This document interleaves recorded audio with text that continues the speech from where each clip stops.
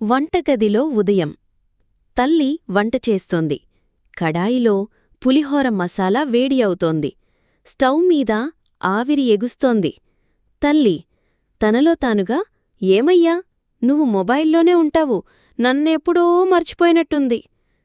Dining table వద్ద కుమారుడు చిన్ని తలకిందులుగా మొబైల్లో చూసుకుంటూ నవ్వుతూ చెప్తాడు.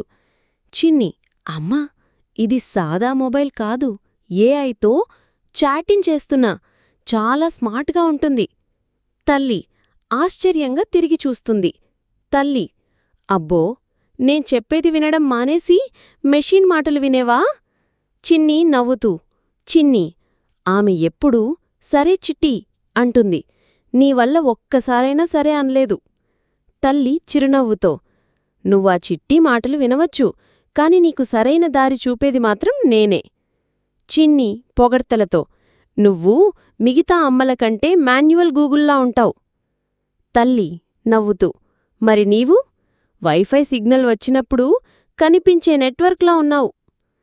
ఇద్దరూ నవ్వుకుంటూ భోజనం. చిన్ని తన ఫోన్ పక్కన పెట్టి తల్లితో కలిసి భోజనం చేస్తాడు.